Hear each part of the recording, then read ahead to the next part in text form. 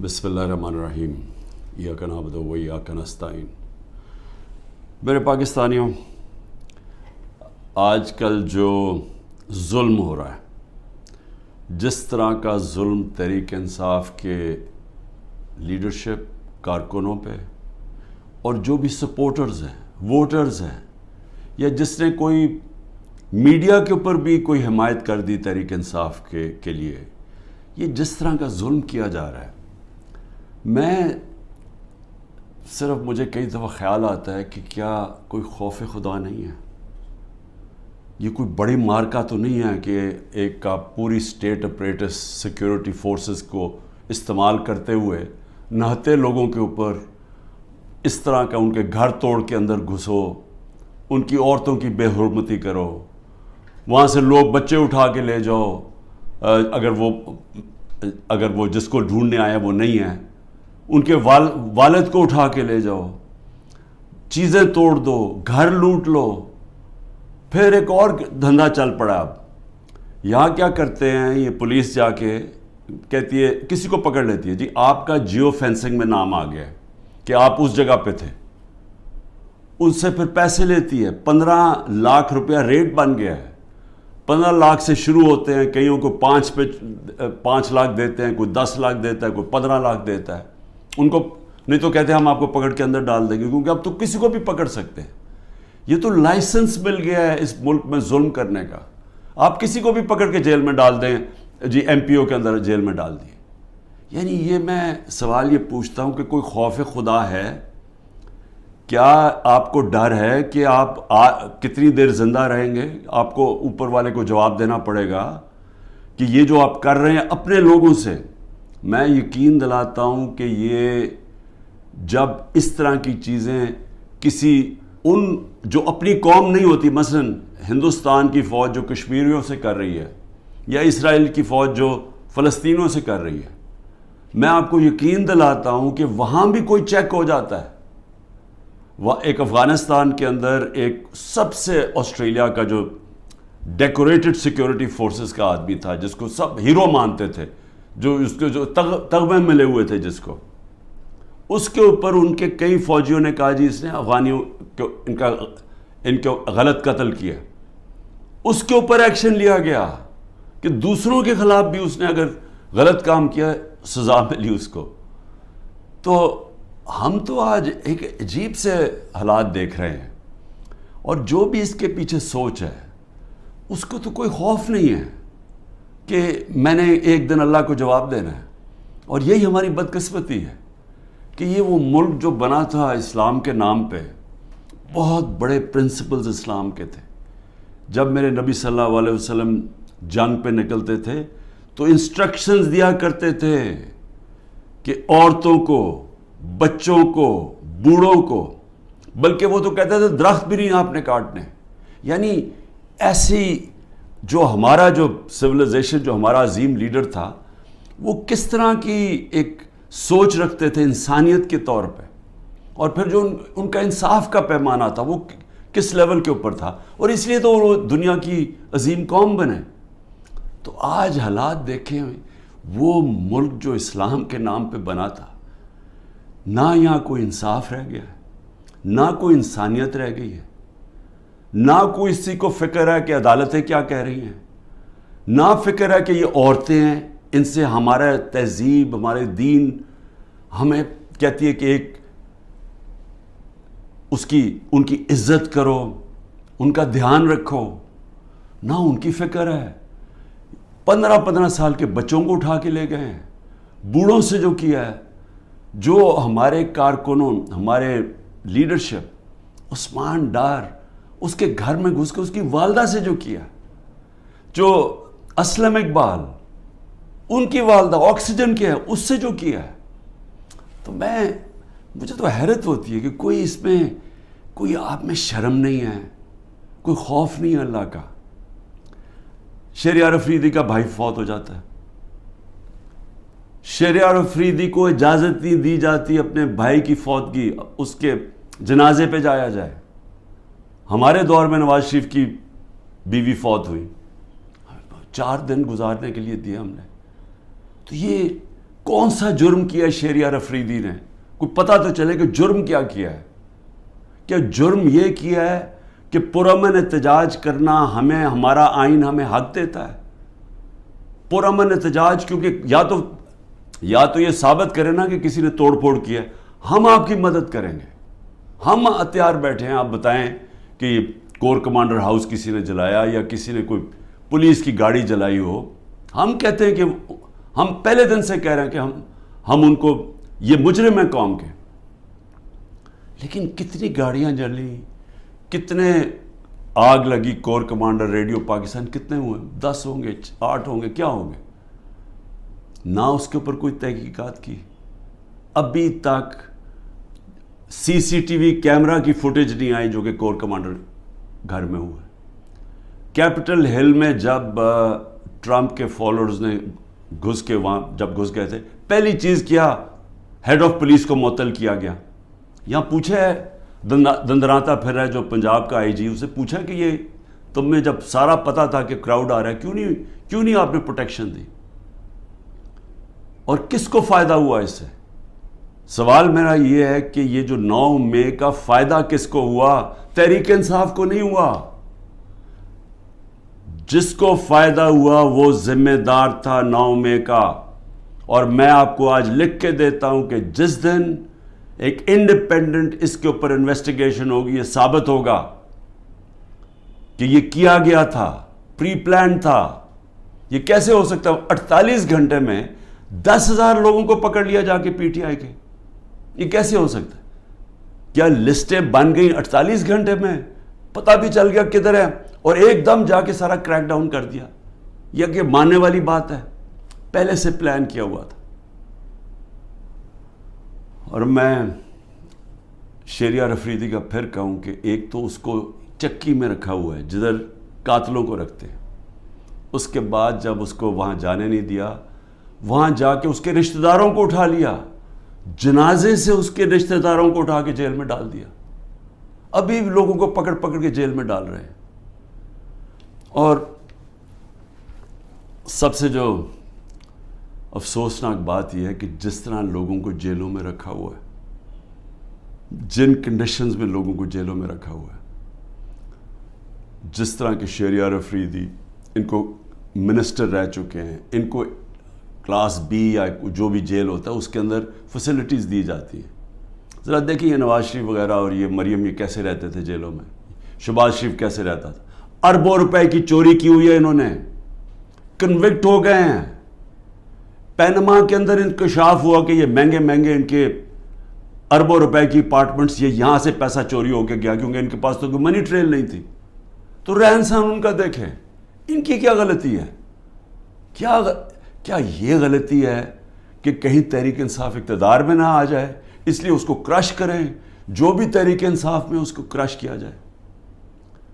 اور جو ہمارے لوگ سینئر لوگ کے ڈاکٹر یاسمین 75 سال کی ہیں, ان سے اب اس گرمی کے اندر جیل میں رکھا ہوا ہے. واضح کہہ رہی ہیں کہ اندر نہ جاؤ, ان کی ویڈیو میں بیٹھی کہہ رہی ہیں کہ ایک کور کمانڈر گھر میں نہ جاؤ, ان کو جیل میں رکھا ہوا ہے. میاں محمود, اس کو تشدد کیا اس کے اوپر, اس نے عدالت میں جا کے کہا کہ مجھے نامعلوم افراد نے میرے اوپر تشدد کیا. اعجاز چودھری, اس کے اوپر تشدد کیا. تو یہ سارے جو ہمارے لوگوں کو اندر ڈالے ہوئے, علی محمد وہ ایک نکلتا ہے پھر جیل میں ڈال دیتے ہیں. بس صرف ایک کہہ رہے ہیں جادو کا لفظ کہ جی میں پی ٹی آئی چھوڑ رہا ہوں تو ان کے اوپر سب کچھ معاف ہو جاتا ہے, سارے قتل معاف ہیں, دہشت گردی سب کچھ معاف ہے. تو یہ ایسا تو اس طرح کا تو انصاف نام کی چیز ہی ختم ہو گئی ہے. یہ نظام جو چل رہا ہے, کیا اس سے یہ آپ حاصل کر لیں گے یہ جو کرنے جا رہے ہیں کہ کسی طرح تحریک انصاف کرش ہو جائے گی؟ میں آپ کے سامنے آج بیٹھ کے میں یہ دعویٰ کرتا ہوں, آپ جو مرضی کر لیں آپ تحریک انصاف کو نہیں روک سکتے. جتنا مرضی ظلم کریں گے تحریک انصاف کا ووٹ بینک بڑھتا جا رہا ہے. یہ لوگ بھیڑ بکریاں نہیں ہیں. انسانوں میں اور جانوروں میں فرق ہوتا ہے. انسانوں میں جب شعور آ جائے, وہ جو انگلش میں فریز ہے an idea whose time has come, ایک جب ایک دل میں اور دماغ میں ایک سوچ جب آ جاتی ہے انسانوں کی آزادی کی، کوئی طاقت اس کو نہیں روک سکتی. تو میری یہ جو کیا جا رہا ہے، یہ جو ظلم ہے، نفرتیں بڑھ رہی ہیں، اداروں کے خلاف نفرتیں بڑھ رہی ہیں، یہ ہمارے ملک کی تباہی ہے، یہ دشمنوں کا فائدہ ہے. تو میں 2-3 چیزیں اور کہنا چاہتا ہوں ختم کرنے سے پہلے، کہ میرے اوپر 150 کیسز سے زیادہ کر دیے، میرے اور لوگوں کے اوپر بھی کیسز ہیں، میرے پہ 150 سے زیادہ کر دیے. اور جس طرح کے کیسز ہو رہے ہیں، دنیا میں مذاق اڑا ہے پاکستان کا. کوئٹہ میں قتل ہوتا ہے، مجھے پتہ بھی نہیں، وہ اس کیس کا بھی مجھے نہیں پتہ. وہ جو کیس میرے جو وکیل ہیں وہ مجھے کہتے ہیں کہ وہ کیس کی کوئی حیثیت ہی نہیں ہے. ایک کسی شہری نے کہہ دیا کہ جی عمران خان نے غداری کی ہے، تو وہ یعنی وہ اس کیس نے چلنا ہی نہیں تھا، مجھے پتہ ہی نہیں ہے، وہاں قتل ہوتا ہے. 4 گھنٹے کے بعد لا منسٹر میرا نام لے لیتا ہے کہ میں نے قتل کیا، اور میرے اوپر اس کے بعد 40 گھنٹے کے بعد وہ بیٹے کو پولیس میں رکھتی ہے، اور وہ بیٹا کہتا تھا جی عمران خان نے قتل کیا. 302 ہو جاتی ہے. اب یہ سوچے کہ میرے اوپر جب قاتلانہ حملہ ہوتا ہے، میں تو کیس نہیں میری تو FIR نہیں کٹتی. مجھے کئی جگہ ابھی JIT میں مجھے کہتے جی ثبوت دو. بھئی انہوں نے ثبوت دیے تھے کیا؟ یہ جو میرے اوپر 302 ہوا ہے اس کے اوپر ثبوت دیا تھا کوئٹہ میں کہ میں اس میں ملوث ہوں؟ جب ضلع شاہ کا جب قتل ہوا تو میرے اوپر ڈال دیا 302 پھر سے. کیا ثبوت ڈھونڈے تھے کہ کیوں میرے اوپر 302 ڈالا؟ اور اس کے بعد جب پتہ چلا اس کے اوپر تشدد ہوا ہے ضلع شاہ کے اوپر، جب 26 جگہ اس کے اوپر تشدد پوسٹ مارٹم میں نظر آیا، تو پھر چینج کر کے کہتے نہیں جی عمران خان کو انفارمیشن پتہ تھی، وہ کوئی اور کیس میرے اوپر اس کا ضلع شاہ کا ڈال دیا. تو اس کا جو کیس ہے یہ جو کوئٹہ میں، اور مجھے افسوس ہے کہ ایک وکیل قتل ہوا، لیکن وہ کیس کے اندر وہ بیٹے نے پھر دوسری گواہی دے دی ہے کہ وہ اس نے کوئی نام بھی دے دیا کہ وہ لوگ جو ہیں جو وہ سمجھتا ہے سپلیمنٹری میں کہ انہوں نے قتل کیا ہوگا. اس کی بیوی کی وہ ویڈیو چل رہی ہے، اس نے کہا میرے دیور نے قتل کروایا ہے. سارے کوئٹہ کو پتا کہ خاندانی دشمنی تھی. اور پھر یہ ذرا یہ بھی سن لیں، کہا جی میری بہن نے 6 ارب روپے کی زمین خریدی ہے، اور وہ تحریک انصاف کے جب میں پرائم منسٹر تھا اور بزدار چیف منسٹر تھا. ڈیٹ ڈالی نومبر یا 20 تاریخ کی، جی وہ زمین انہوں نے خریدی ہے. اور یہ جو چٹھا جس کو خاص لے کے آئے ہیں، یہ انکاؤنٹر اسپیشلسٹ تھا، شہباز شریف کے حکم کے اوپر یہ لوگوں کو قتل کرتا تھا، اس کی یہ ریپوٹیشن ہے. شہباز شریف ہر مجرم ٹائپ لوگوں کو اپنے ساتھ رکھتا ہے، کیونکہ جو مجرم ہیں وہ پھر جو یہ کہتا کرتے ہیں، کیونکہ ان کو پتہ ہے کہ اس کے بغیر ان کو کوئی پوزیشن نہیں ملی. تو اس کو لے کے آیا اینٹی کرپشن میں. اب وہ کیس کیا بناتا ہے کہ جب عمران خان وزیر اعظم تھا تو میری بہن نے 6 ارب روپے کی زمین خریدی، اور وہ کوئی زبردستی لوگوں سے خریدی، یا وہ کوئی گورنمنٹ کی زمین تھی. اب یہ سنیں، نقل میں بھی عقل چاہیے. وہ جو میری بہن نے چیکس دیے تھے، یعنی وہ چیک کیش پیمنٹ نہیں کی تھی، وہ بینک کے ذریعے چیک دیے تھے، بینک ڈرافٹ تھی، اور وہ سارا ریکارڈ بینکس میں اویلیبل ہے. ان کے پاس ثبوت ہے کہ انہوں نے کب دیا تھا. چیک کب دیے تھے؟ چیک دیے تھے مئی اور جون 2022 میں، جب میری حکومت نہیں تھی، حمزہ شریف کی حکومت تھی. انہوں نے پٹواریوں سے تو چینج کروا دیا، لیکن اب وہ بینک ریکارڈ کیسے چینج ہوگا؟ پٹواریوں سے تو کہا نومبر میں چینج کروا کے، کیونکہ یہ شریف خاندان نے تو ساری زندگی 2 نمبری کی ہے، ان سے ایمانداری سے کوئی چیز ہوئی نہیں آج تک.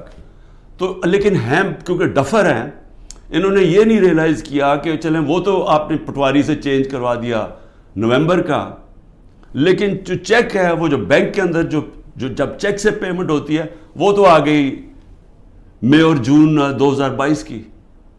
اس کے اوپر بھی کیس کروں گا میں. یہ جو کرپٹ آدمی یہ لے کے آئے ہیں، یہ جو انکاؤنٹر اسپیشلسٹ چٹھا، میری بہن بھی کرے گی، لیکن میں صرف پبلک کے سامنے کہنا چاہتا ہوں کہ کتنے نیچے گر چکے ہیں کہ کسی نہ کسی طرح عمران خان کو کسی کیس میں پکڑ کے جیل میں ڈال دیں۔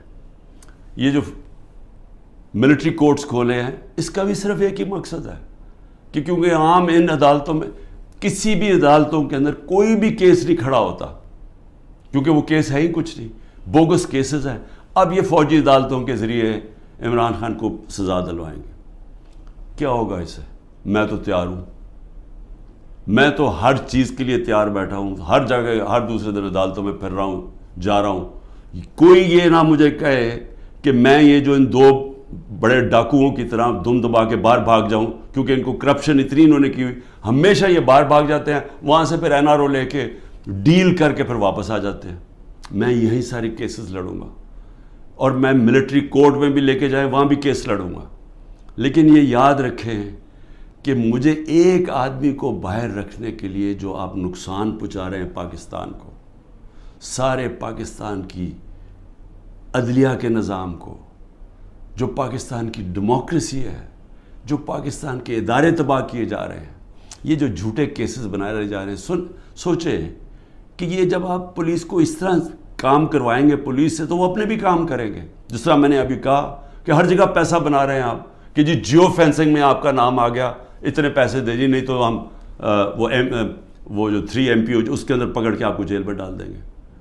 تو سارے ادارے، سارا ملک کا نظام تباہ کیا جا رہا ہے۔ معاشی حالات وہ دیکھ لیں، ملک معاشی طور پہ بیٹھ چکا ہے، آگے کوئی امید بھی نہیں نظر آ رہی۔ یہ جو بجٹ پیش کیا، دنیا مذاق اڑا رہی ہے، پیسہ کدھر سے آئے گا ان کو یہی نہیں پتہ۔ اور صرف جب ایک obsession ہو کہ صرف ایک آدمی نے نہیں آنا، اور کوئی فکر نہیں ہے کہ ملک کے سارے ادارے تباہ ہوں، اخلاقیات تباہ ہو، ہمارا جو پولیس کا نظام تباہ ہو، اور صرف کوئی بھی تحریک انصاف کا بس یہ کہہ دے لیڈر کہ میں جی پارٹی چھوڑ رہا ہوں، تو اس کے اوپر قتل بھی معاف ہو جاتا ہے، سارے کیسز معاف ہو جاتے ہیں۔ کیا اس طرح کوئی ملک چل سکتا ہے؟ کیا ایسے ملکوں کو بنانا ریپبلک نہیں کہتے ہیں؟